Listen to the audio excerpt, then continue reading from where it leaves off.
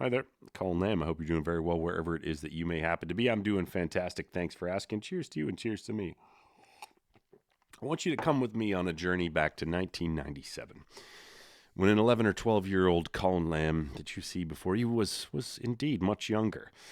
I recall going to the music store, HMV, and purchasing with glee for about $26 a copy of a record called Big Shiny Tunes Volume 2.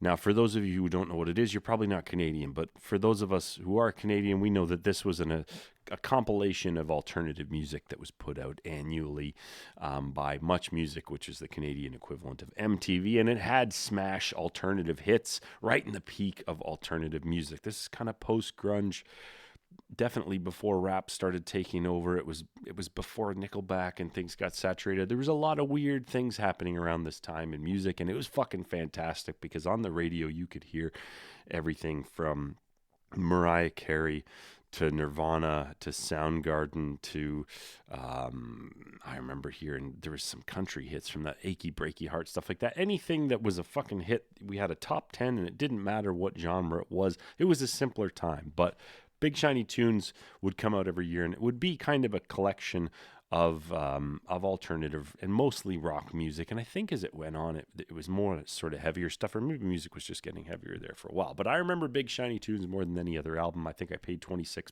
for it. And on it were such tracks as Breathe by The Prodigy, Walking on the Sun by Smash Mouth, Song 2 by Blur, Fly by Sugar Ray, Numb by Holly McNarlin, which I don't really remember, to be honest with you. Semi-Charmed Kind of Life by Third Eye Blind. Drinking in LA by Brand Van 3000, and Swallowed from Bush. But also on this album was a track that I had not really heard before, and it was like nothing that I'd heard before, and it was The Beautiful People by Marilyn Manson. Now, if you can imagine a 10 or 11-year-old version of me with hair, glorious hair, sat in a pile of Lego, constructing various vehicles and structures and creating stories amongst that heap of Lego, and putting on this version of Big Shiny Tunes 2 and hearing a track, The Beautiful People by Marilyn Manson. And it was unlike anything I'd ever listened to before. And of course, I would later see the music video, which was, again, unlike anything I'd ever heard before.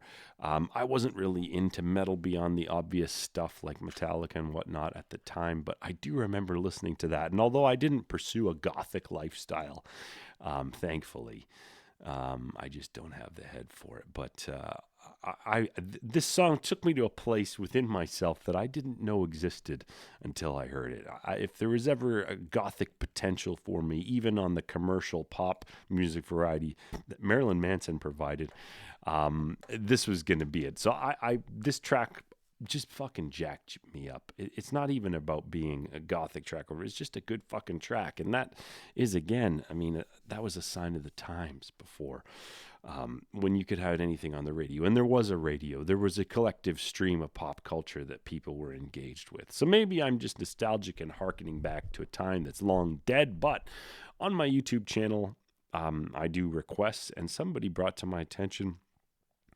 that Marilyn Manson has just put out a new music video recently, and I thought I would check it out. So not a direct request, but if there's something you want me to check out on the channel and have a reaction to, please do let me know. But in the meantime, this is Marilyn Manson's new music video put out about 4 weeks ago called As Sick as the Secrets Within. This is the official music video on the Tone 98 point Gothic Potential.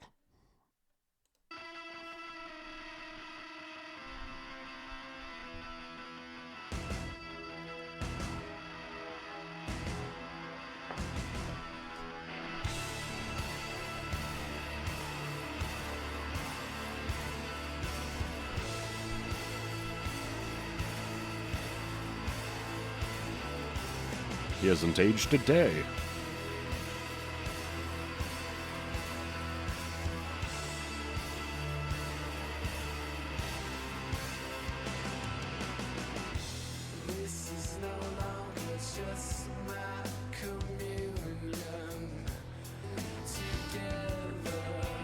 This aviator hat is throwing me off.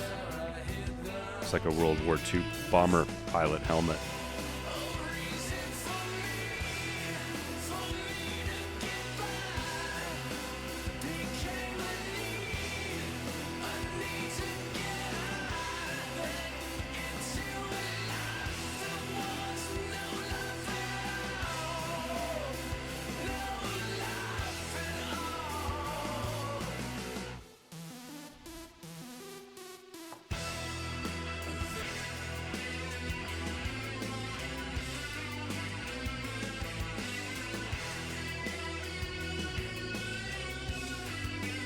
Is this some kind of transformation about to occur?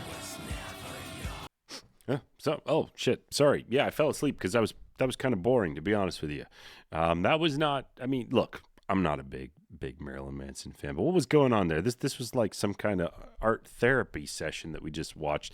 He was contemplating. He seemed to be making some kind of satanic journaling exercise and some art therapy going on there. He was spending some time in a bathtub. There was a lot of shots of sort of metamorphosis with him being trapped under that goo. It was introspective. There wasn't really that much of a chorus going on. And it was kind of boring. And you know what? If the 11-year-old me had heard that, I would never become interested in Marilyn Manson, because that was not the song that The Beautiful People is. And that's an open criticism and a fair criticism. I'm not the biggest fan of his music, but I thought maybe, hey, I'll check it out. I haven't even listened to him for many years, and maybe there's a reason why for that, but I don't know. It just seemed like that was an introspective work. It was the first single that he put out, I think. There's been another one since. Quite frankly, I probably won't review that one on the channel, because what I remember about Marilyn Manson is that he was very entertaining. There was a shock element to it, of course, but all the things in that video now we've seen so many times over the years. And quite frankly, I mean, no one cares about my problems. Why am I going to care about his problems? That seemed to be a reflection of everything, the tormented inner kind of workings of his mind and the secrets within, I guess. But yeah, that wasn't for me. I imagine there's probably going to be some people that disagree with me there, but I mean, also that was 5 minutes and 37 seconds, and there was like musically, there wasn't a lot going on there. There wasn't a big chorus. There was kind of the outro with the thing he was saying over and over again. There was two kind of breaks where it kind of went into what sounded like it was going to be a little bit of a dance episode at one point, because there was just a rapidly kind of cycling beat, but it never really picked up and didn't really go anywhere. So did I enjoy it? Not particularly. Would I listen to it again? Definitely not, but I'm glad I checked it out nonetheless. Anyways, thank you very much for watching this video. If you've enjoyed it, or even if you're just angry about my reaction, subscribe and let me know what your thoughts are down in the comments. See you later. Bye-bye.